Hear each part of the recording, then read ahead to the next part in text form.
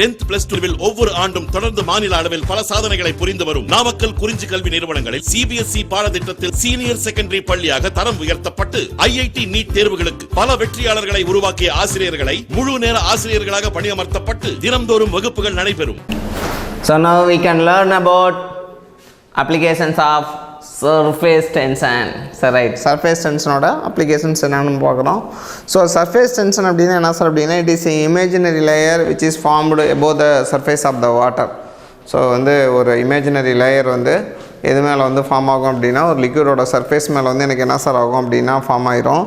இதுதான் நம்ம வந்து சர்ஃபேஸ் டென்ஷன் அப்படின்னு நம்ம சொல்கிறோம். நார்மலாக பார்த்தீங்க அப்படின்னா அந்த டீ காஃபி இதெல்லாம் பார்த்தீங்கன்னா ஆறுன வாட்டி நம்மளுக்கு எப்படி சார் இருக்கும் அப்படின்னா அதோட சர்ஃபேஸில் ஒரு லேயர் மாதிரி ஒரு லேயர் மாதிரி உங்களுக்கு இருக்கும், அந்த ஆடை அப்படின்னு சொல்லுவாங்க. ஸோ லேயர் மாதிரி இருக்கும். அந்த லேயர் வந்து எனக்கு என்ன சார் அப்படின்னா அது வந்து எதனால் ஃபார்ம் ஆகுது அப்படின்னா due to the surface tension. So எந்த ஒரு லிக்விட் எடுத்துக்கிட்டாலும் அந்த லிக்விடில் சர்ஃபேஸில் இருக்கக்கூடிய மாலிகூல்ஸ் எனக்கு என்ன சார் பண்ணோம் அப்படின்னா which is attracted towards the centre. Those molecules are present in the surface of the water which is attracted towards the center. So when all the molecules are combined to form at a place and the center la vandu form aagirappa enak enna sarna it will form a layer. adu vandu enak enna agum appadina or layer vandu enak form aayirum. அந்த layer வந்து எதனால் form ஆகுதுன்னா surface tension. அப்போ எல்லா மாலிகூல்ஸும் towards the centre வரது அந்த ப்ராசஸ்க்கு பேர் தான் நம்ம சர்ஃபேஸ் டென்ஷன் அப்படின்னு நம்ம சொல்கிறோம். And what are the factors affecting surface tension அப்படின்னு நம்ம ஏற்கனவே படிச்சிருப்பீங்க, லாஸ்ட் கிளாஸில் நடத்தி வந்துருப்பாங்க இந்த factors affecting surface tension. So இப்போ நம்ம மெயினாக என்ன ஃபேக்டர்ஸ் அப்படின்னு பார்த்தீங்க அப்படின்னா டெம்பரேச்சர் தான். ஸோ when temperature increases அந்த சர்ஃபேஸ் டென்ஷன் வந்து எனக்கு என்ன சார் ஆகும் அப்படின்னா ரெடியூஸ் ஆகும். ஸோ சர்ஃபேஸ் டென்ஷன் வந்து ரெடியூஸ் ஆகிடுச்சு அப்படின்னா எல்லா ஆப்ஜெக்ட்டுமே ஸோ அந்த சென்டரில் இருக்காது. So moving away from the centre because when temperature increases surface tension decreases அப்படின்னு நம்ம சொல்கிறோம். ஸோ இதனால தான் நீங்கள் பார்த்தீங்க அப்படின்னா எப்போவுமே ஒரு குழம்போ இல்லை ஏதோ டீ காஃபி எதுவுமே சூடாக இருக்கிறப்போ உங்களுக்கு லேயர் ஃபார்ம் ஆகாது. ஏன்னா டெம்பரேச்சர் அதிகம், சர்ஃபேஸ் டென்ஷன் கம்மியாக இருக்கும். அதுவே சூடு ஆறுன வாட்டி டெம்பரேச்சர் வந்து குறைஞ்சிரும், சர்ஃபேஸ் டென்ஷன் அதிகமாகிடும். ஸோ அது வந்து எனக்கு என்ன ஃபார்ம் ஆயிரும் அப்படின்னா லேயராக எனக்கு ஃபார்ம் ஆயிரும். ஸோ இது வந்து நார்மலாக சிம்பிளான ப்ராசஸ் சர்ஃபேஸ் டென்ஷனில். ஸோ இப்போ நம்ம என்ன சார் பண்ணுறோம் அப்படின்னா now we can learn about what are the applications of surface tension. So surface டென்ஷனோட அப்ளிகேஷன்ஸ் என்னென்னா, ஸோ ஃபஸ்ட் அப்ளிகேஷன் என்ன சார் அப்படின்னா the mosquitoes lay their eggs on the surface, lay their eggs on the surface of the water to reduce the surface tension of the water. So surface tension of the liquid, so whatever it will be, the small amount of oil is poured. So நம்ம என்ன sir பண்ணுறோம் அப்படின்னா இப்போ வந்து இந்த சாக்கடை தண்ணி ditch தண்ணி எல்லாம் பார்த்திங்க அப்படின்னா இந்த மஸ்கிட்டோஸ் என்ன பண்ணோம் அப்படின்னா இப்போ சாக்கடை தண்ணியெல்லாம் பார்த்திங்கன்னா சூடாக இருக்காது, ஜில்லுன்னு தான் இருக்கும். ஸோ வந்து due to the low temperature surface tension அதிகமாக இருக்கும். அப்போ வந்து எனக்கு என்ன ஆகும் அப்படின்னா அங்கங்கே லேயர் வந்து ஃபார்ம் ஆயிரும். ஸோ அந்த லேயர் மேலே இந்த மஸ்கிட்டோஸ் என்ன பண்ணும் அப்படின்னா they are living the X, அதோட எக்ஸை வந்து அங்கே வச்சுருங்க. ஸோ இதனால் எனக்கு என்ன ஆகும் அப்படின்னா மஸ்கிட்டோஸ் வந்து ரேண்டமாக ரேப்பிடாக எனக்கு என்ன ஆகும் அப்படின்னா இன்க்ரீஸ் ஆகும். ஸோ இப்போ நம்ம வந்து கொசுவோட எக்ஸ் மஸ்கிட்டோஸோட எக்ஸை வந்து நம்ம டெஸ்ட்ராய் பண்ணுறதுக்கோசம் நம்ம என்ன பண்ணுறோம் அப்படின்னா we have to add small oil in the அந்த வாட்டர், அந்த டிச்சு தண்ணியில் கொஞ்சோண்டு எண்ணெயை ஊற்றிடுவாங்க. ஏதோ ஒரு எண்ணெய் ஒரு ஆயிலை நீங்கள் ஊற்றிட்டிங்கன்னா இந்த ஆயில் என்ன பண்ணோம் அப்படின்னா it will reduce the surface tension of the water. அப்போ அந்த லேயர் என்ன சார் ஆகும் அப்படின்னா பிரிஞ்சிடும். அப்போ layer பிரிக்கிறப்ப those legs are present above the layer, அது எல்லாமே எனக்கு என்ன ஆகும் அப்படின்னா it will immerse in the water. So அது வந்து வாட்டருக்குள்ளே எனக்கு என்ன சார் ஆகும் அப்படின்னா இம்மர்ஸ் ஆயிரும். ஸோ அப்போ இந்த மெத்தடை யூஸ் பண்ணி நம்ம என்ன சார் பண்ணுறோம் அப்படின்னா we can destroy the mosquitoes eggs அப்படின்னு நம்ம சொல்கிறோம். ஸோ அப்போ அந்த நீங்கள் ஆயிலை ஆட் பண்ணுறதுனால it will break the elastic film of the water surface and the eggs are killed by the drowning. So drowning means immersing ஆகி எனக்கு என்ன சார் ஆகும் அப்படின்னா ஆட்டோமேட்டிக்காக வந்து அது எல்லாமே வந்து டெஸ்ட்ராய் ஆயிரும் அந்த மஸ்கிட்டோஸோட எக்ஸ். ஸோ இது வந்து நம்ம சர்ஃபேஸ் டென்ஷன், நம்ம ஆயில் வந்து ஆட் பண்ணுறப்ப சர்ஃபேஸ் டென்ஷன் வந்து ரெடியூஸ் ஆகிறப்ப அந்த லேயர் வந்து பிரிஞ்சிடும். ஸோ செகண்ட் அப்ளிகேஷன்ஸ் என்ன சார் அப்படின்னா செகண்ட் அப்ளிகேஷன் நார்மலாக the chemical engineers must finally adjust the surface tension of the liquid so it adheres the surface without smearing. So this is used to desktop printing, to paint the automobiles and decorative items. அதாவது engineers என்ன பண்ணுவாங்க அப்படின்னா இந்த சில liquids அந்த பெயிண்ட்ஸ்லாம் design பண்ணுறப்ப அந்த liquid வந்து நீங்கள் ஏதாவது சர்ஃபேஸில் வந்து பேஸ்ட் பண்ணிங்கன்னா டக்குன்னு போய் பேஸ்ட் ஆகிற மாதிரி வந்து டிசைன் பண்ணுவாங்க. அப்படி போய் பேஸ்ட் ஆனால் தான் இட் வில் ஷோ த அந்த கலர் நம்ம என்ன போய் அது பேஸ்ட் ஆகுதோ அந்த கலர் வந்து இம்மர்ஸ் ஆகும். அதான் நம்ம பெயிண்ட் அப்படின்னு நம்ம சொல்கிறோம். ஸோ இந்த ப்ராசஸ் தான் நம்ம என்ன சொல்கிறோம்னா desktop printing to paint the automobiles and decorative items அப்படின்னு நம்ம சொல்கிறோம். ஸோ அடுத்து வந்து எனக்கு என்ன சார் அப்படின்னா தேர்ட் ஒன் நம்ம வீட்டில் நார்மலாக யூஸ் பண்ணுறது the spicks of the turret head removed when detergents are added to the hot water while washing cloths because the surface tension is reduced.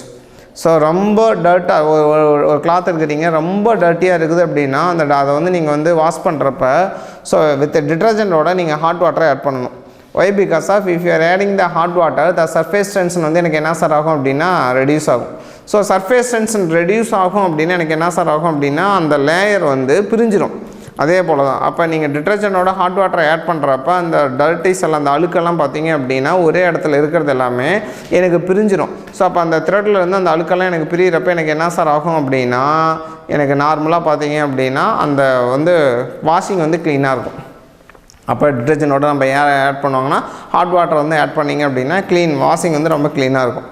So last one வந்து எனக்கு என்ன sir அப்படின்னா ஒரு fabric வந்து மேனுஃபேக்சர் பண்ணுறப்ப என்ன பண்ணுவாங்க அப்படின்னா வாட்டர் ப்ரூஃபாக இது பண்ணுவாங்க. இப்போ நம்மளே ஒரு ரெயின் கோட் இருக்குது, ரெயின் கோட் டிசைன் பண்ணுறப்ப நம்ம வாட்டர் ப்ரூஃப் அப்படின்னா என்ன சார்னா எவ்வளோ மழை பெஞ்சாலும் தண்ணி வந்து நம்மளோட பாடி வந்து நனையக்கூடாது.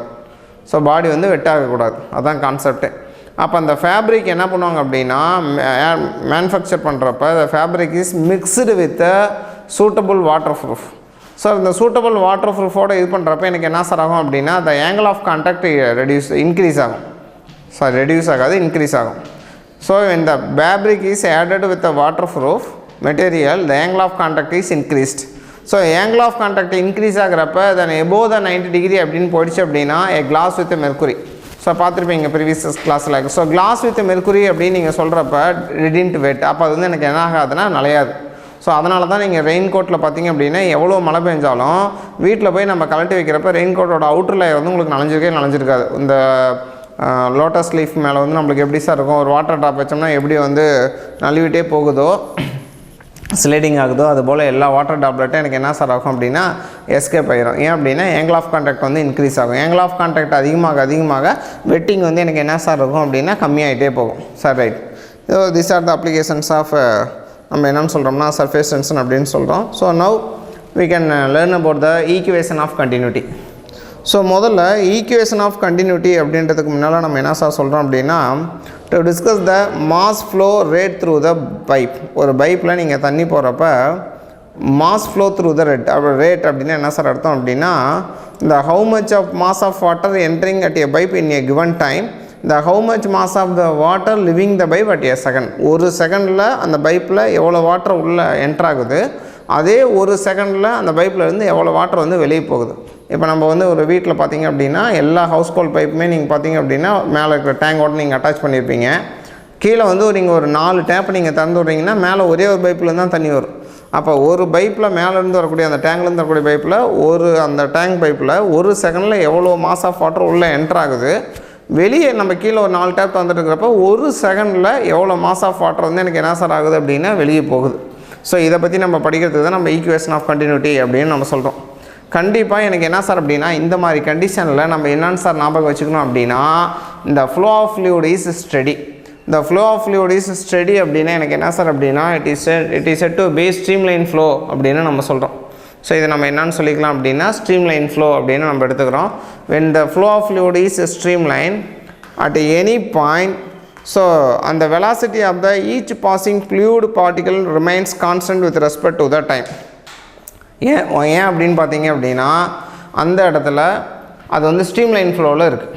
ஸோ அப்போ ஒரு பைப்புலேயே நீங்கள் தண்ணி போடுறப்ப நீங்கள் எந்த இடத்துல இருந்து நீங்கள் ஃப்ளோ ஆஃப் ஃப்ளூயிடை நீங்கள் வந்து அப்சர்வ் பண்ணீங்க அப்படின்னா ஃப்ளோ ஆஃப் ஃப்ளூயிட் வந்து நீங்கள் அப்சர்வ் பண்ணீங்க அப்படின்னா எனக்கு என்ன சார் ஆகும் அப்படின்னா the velocity at ஒரு பர்டிகுலர் பாயிண்டில் the velocity of the particle remains constant with respect to the time. டைமை பொறுத்து எனக்கு என்னவாகவே இருக்கும் அப்படின்னா கான்ஸ்டண்ட்டாக இருக்கும். ஸோ இப்போ நம்ம என்ன சார் பண்ணுறோம் அப்படின்னா ஒரு பைப் எடுத்துக்கிறோம். So see the diagram. So நம்ம என்ன சார் பண்ணுறோம் அப்படின்னா இப்போ ஒரு பைப் எடுக்கிறீங்க. இந்த பைப் பார்த்தீங்க அப்படின்னா இந்த இடத்துல வந்து பிகர் ஏரியா, இங்கே வந்து ஸ்மாலர் ஏரியா.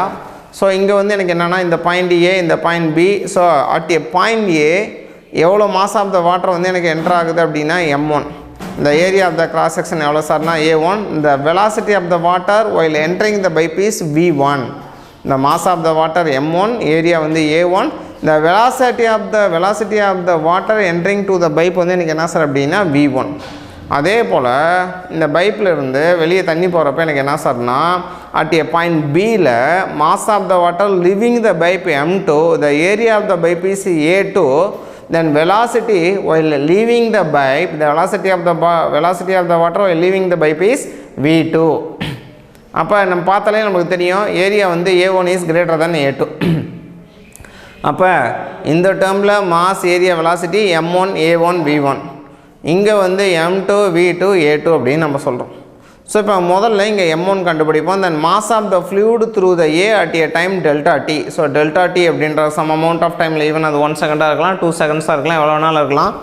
ஸோ அந்த டைமில் எனக்கு வந்து ஏங்கிற பாயிண்டில் எவ்வளோ வாட்டர் வந்து எனக்கு உள்ளே என்ட்ரு ஆகுது அப்படின்னு பார்த்தீங்க அப்படின்னா, so formula for the mass equal to density into volume, you already know. So density is equal to mass per volume. So அப்போ mass equal to density into volume. So இந்த வால்யூமை நம்ம எப்படி சார் பிரிக்கலாம் அப்படின்னா area into distance. So volume is equal to area into distance. You already know velocity is equal to displacement by time. Then அப்போ வந்து எனக்கு என்னென்னா velocity is equal to displacement by time அப்படின்னா டிஸ்பிளேஸ்மெண்ட்ஸ் ஈக்குவல் டு எனக்கு என்ன sir அப்படின்னா velocity into time. So அப்போ வால்யூமுக்கு உண்டான ஃபார்முலா என்ன சார் அப்படின்னா ஏரியா இன்ட்டு டிஸ்டன்ஸ். ஸோ அப்போ வால்யூமுக்கு உண்டான ஃபார்முலாவில் ஏரியா இன்ட்டு டிஸ்டன்ஸ்னால் இன்ஸ்டெட் ஆஃப் டிஸ்டன்ஸுக்கு பதிலாக we can replace velocity into time. So already know the formula. So அப்போ இந்த ஃபார்முலாவில் இங்கே சப்ஸ்டிட் பண்ணுங்கள். ஸோ ரோ அப்படியே வச்சிங்க M1 is equal to rho into instead of வால்யூமுக்கு பதிலாக நம்ம என்ன சார் பண்ணலாம் அப்படின்னா வால்யூமுக்கு பதிலாக ஏரியா இன்ட்டு, ஸோ ஏரியா வந்து A1. ஸோ அப்போ வந்து M1 அப்படின்னா இங்கே இருக்கிற ஏரியாவை எடுத்துக்கணும். அட் ஏவில் ஏரியா வந்து ஸ்மால் A1, அப்போ இங்கே A1 போட்டுக்கிறீங்க. இன்ட்டு டிஸ்டன்ஸுக்கு பதிலாக velocity into time. So here velocity is V1 and time is delta t. Then the total mass of the liquid at a point A is, நீங்கள் அதை calculate பண்ணணும் அப்படின்னா we have the formula rho A1 V1 delta t. So rho அப்படின்றது density, A1 அப்படின்றது area, then V1 delta t அப்படின்றது instead of distance. So அப்போ A1 is the area of the area at a point A, V1 is the velocity of the water at a point A, so delta t is the time. Similarly, you can calculate the how much of mass of the fluid it will leaving from the point B. So அப்போ வந்து living from the point B அப்படின்னா இங்கே M2. So entering இருக்கிறதுல mass வந்து M1, இங்கே லீவிங்னா M2. அப்போ M2 is equal to, similarly you can change the terms. So rho into, அப்போ rho into here area is A1, அப்போ here area is A2. Here their velocity is V1, இங்கே வந்து V2, இங்கே வந்து delta t. So அப்போ வந்து M1க்கு இது வந்து M2. ஸோ இது வந்து எனக்கு என்னென்னா the mass of the water entering into the pipe. So this is the mass of the water which is flowing out, leaving from the pipe, or which is leaving from the pipe. So if you are taking the incompressible liquid, suppose let us assume there is a incompressible liquid which is flows inside the pipe அப்படி நீங்கள் எடுத்துட்டிங்கன்னா M1 is equal to M2. That means the amount of water entering in the pipe at a time which is exactly equal to the amount of water leaving through the pipe, leaving from the pipe at same time. ஒரு செகண்டில் இங்கே 10 litre வந்து உள்ளே போனுச்சுன்னா அதே ஒரு செகண்டில் இங்கேருந்து 10 litre வெளியே வந்துடும். So even you will not didn't account about the area. நீங்கள் ஏரியாவை பற்றி வந்து காலங்க இது பண்ணக்கூடாது. சார் இது வந்து பிகர் ஏரியா, ஸ்மாலர் ஏரியா, அதை நம்ம சொல்லவே கூடாது. If we are taking the incompressible liquid means ஒரு செகண்டில் இங்கே 10 லிட்டர் போனுச்சுன்னா அடுத்து இங்கே ஒரு செகண்டில் 10 லிட்டர் வந்துடும். சரிங்களா? ஸோ அப்போ வந்து நீங்கள் ஏரியாவை நீங்கள் கால்குலேட் பண்ணவே கூடாது. So if you are taking the incompressible liquid, the main condition is M1 is equal to M2. So அப்போ M1 is equal to M2 அப்படின்னா இந்த ஃபார்முலா ஈக்குவல் பண்ணுங்கள். தென் அப்போ வந்து M1 is equal to M2 அப்படின்னு போடுறப்ப ஃபார்முலாவை நம்ம ஈக்குவல் பண்ணுறோம். ஸோ அப்போ வந்து எனக்கு என்ன சார் ஆகும் அப்படின்னா ஃபார்முலாவை ஈக்குவல் பண்ணிங்கன்னா A1 V1 delta t row, இது வந்து எனக்கு என்ன சார் அப்படின்னா M1க்கு, இது வந்து எனக்கு என்ன சார் அப்படின்னா A2 V2 delta t row அப்படின்றது M2க்கு. அப்போ delta t ரோ ரெண்டு பக்கமும் கேன்சல் ஆகிரும். அப்போ A1 V1 is equal to A2 V2, அப்போ AV is equal to constant, அதாவது வந்து area into velocity is equal to constant. அப்போ வந்து இது எப்படி எழுதலாம்னா area is inversely proportional to 1 by velocity. Area is inversely proportional to எனக்கு என்ன சார் அப்படின்னா வெலாசிட்டி அப்படின்னு சொல்கிறோம். ஸோ அப்போ இதில் நம்ம என்ன சார் தெரிஞ்சுக்கிறோம் அப்படின்னா where the area is maximum, velocity is minimum. Where the area is minimum, velocity is maximum. So this is the reason. ஏன் நீங்கள் வந்து ஒரு சின்ன பைப்பெல்லாம் நீங்கள் திறந்து விட்டிங்கன்னா தண்ணி ரொம்ப ஸ்பீடாக வரும் அப்படின்னா ஏரியா மினிமம், அப்போ வந்து வெலாசிட்டி வந்து எனக்கு மேக்ஸிமம் இருக்கும்.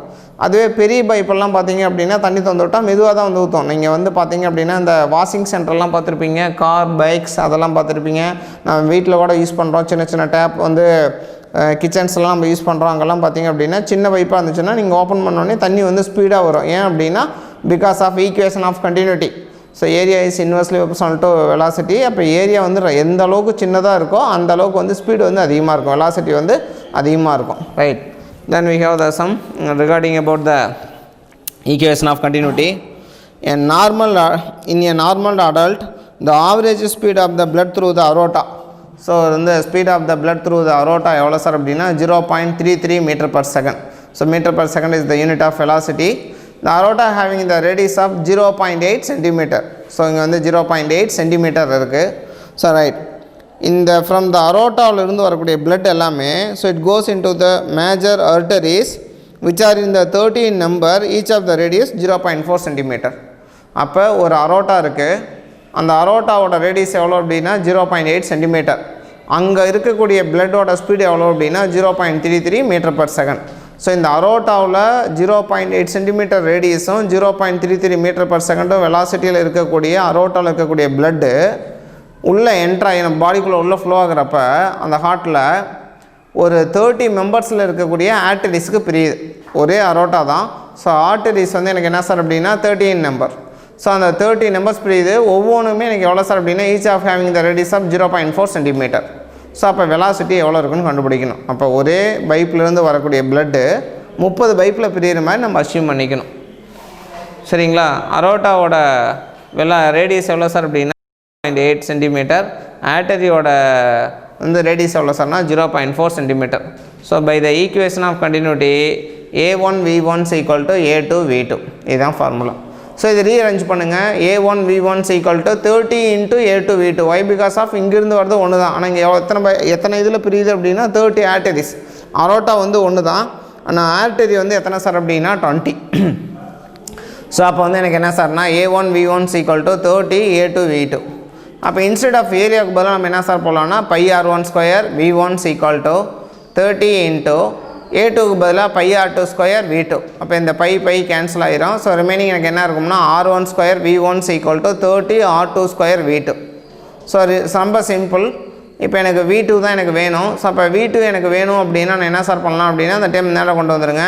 அப்போ வந்து 1/30 r1² r2² × V1. So this is the formula to finding the V2. So அப்போ இந்த வேல்யூலாம் சப்ஸ்டிட் பண்ணுங்கள். 1/30 அப்படியே இருக்கட்டும். R1ஓட வேல்யூ எவ்வளோ சார் அப்படின்னா 0.8 சென்டிமீட்டர். ஸோ 0.8 சென்டிமீட்டர்னா 0.8 × 10⁻⁻². ஸோ ரீஅரேஞ்ச் பண்ணிங்கன்னா 8 × 10⁻³ வரும். அதே போல் R2 எவ்வளோ அப்படின்னா 0.4 சென்டிமீட்டர். அது ரீஅரேஞ்ச் பண்ணிங்கன்னா 4 × 10⁻³ வரும். ஸோ -3 -3 கேன்சல் ஆயிரும். மேலே 8 இருக்கும், இங்கே 4 இருக்கும். 1 4s are 4, 2 4s are 8, 2² இருக்குது. அப்போ 4. ஸோ அப்போ மேலே ஒரு 4 இருக்குது.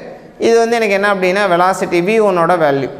ஸோ V1ஓட வேல்யூ எவ்வளோ சார் அப்படின்னா 0.33க்கு பதிலாக 33 × 10⁻². அப்போ 4 × 33 × 10⁻². கீழே ஒரு 30 இருக்குது. ஸோ ரொம்ப சிம்பிள். இந்த 30யை 3 × 10ன்னு பிடிச்சிக்கிங்க. ஸோ இந்த 10 அப்படின்றது 10⁻1.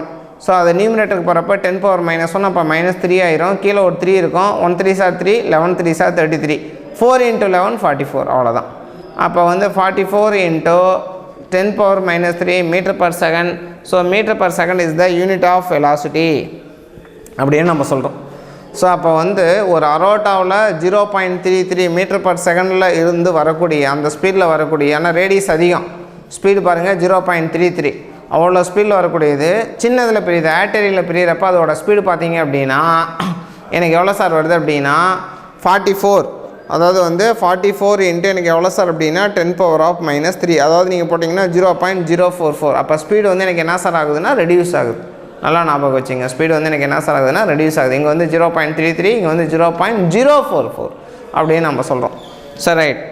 தென் இப்போ நம்ம என்ன சார் பண்ணுறோம் அப்படின்னா ஒரு ஃப்ளூயிட்ஸோட கைனெட்டிக் எனர்ஜி என்ன, பொட்டென்ஷியல் எனர்ஜி என்ன, ப்ரெஷர் எனர்ஜி என்ன நம்ம இதை பார்க்கணும். So this is very important while we are taking the derivations of Bernoulli's theorem. So இந்த பெர்னாலிஸ் தியரம்லாம் நம்ம வந்து படிக்கிறப்ப நம்மளுக்கு என்ன சார் தேவை அப்படின்னா what is the pressure energy, what is the kinetic energy, then what is the potential energy of the liquid. So which is very important. ஏன்னா நீங்கள் அப்படின்னா நீங்கள் வந்து 4th coming classல you can learn about the Bernoulli's theorem. So அதுக்கு ரொம்ப முக்கியம். So I hope you already know the formula for the kinetic energy is equal to half mE square or p square by 2m. So p is nothing but momentum. So அப்போ இந்த formula for kinetic energy is equal to half mE square அப்படின்னு சொல்லலாம். So இது வந்து formula for the kinetic energy. If you want to calculate the kinetic energy per unit mass. So per unit மாஸ்னா kinetic energy by mass. So kinetic energy நீங்கள் எதாவது divide பண்ணணும் அப்படின்னா மாஸால் டிவைட் பண்ணணும். அப்போ கைனடிக் எனர்ஜி பர் மாஸ் அப்படின்னா half mE square by m. இந்த m கேன்சல் ஆயிரும். தென் v square by 2. So v square by 2 which is the kinetic energy per unit mass. சார் நீங்கள் கைனடிக் எனர்ஜினா half mE square தானே அப்படி சொல்லக்கூடாது.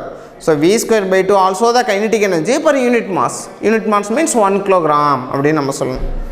Next you can calculate kinetic energy per unit volume. So first இங்கே unit மாஸுக்கு calculate பண்ணிங்க, இப்போ மாஸால் டிவைட் பண்ணிங்க, இப்போ வால்யூம்னா வால்யூமால் டிவைட் பண்ணுங்கள்.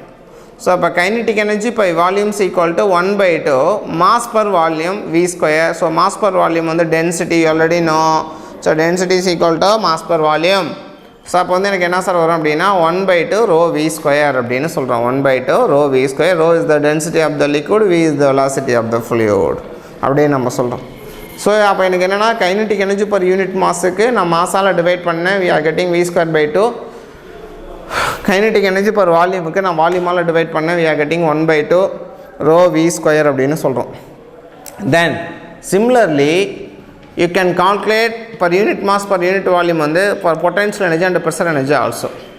So you know formula for the potential energy mgh. So அப்போ வந்து எனக்கு என்னென்னா potential energy per unit mass இது வந்து mgh. ஸோ அப்போ potential energy per unit mass அப்படின்னு எனக்கு என்ன சார் அப்படின்னா potential energy by m. So அப்போ இந்த formula for the potential energy mgh by m cancel ஆயிரும், gh மட்டும் வரும். ஸோ அப்போ potential energy per unit mass எவ்வளோ சார் அப்படின்னா gh. அதே போல் potential energy per unit volume அப்படின்னு பார்த்தீங்க அப்படின்னா பொட்டென்ஷியல் எனர்ஜி பை வால்யூம் அப்படின்னு போகிறப்ப பொட்டென்ஷியல் எனர்ஜிக்கு உண்டான formula mgh by volume. So mass per volume density அப்போ வந்து ρgh ஆர் hρg. ஸோ இந்த hρg அப்படின்றது which is the formula for to finding the ப்ரெஷருக்கு உண்டான ஃபார்முலா வந்து எனக்கு என்ன சார் அப்படின்னா hρg அப்படின்னு சொல்லலாம். அதே நம்ம என்னென்னு சொல்கிறோம் அப்படின்னா potential energy per unit volume. So potential energy per unit volume and pressure it having the same formula hρg ρgh அப்படின்னு சொல்கிறோம்.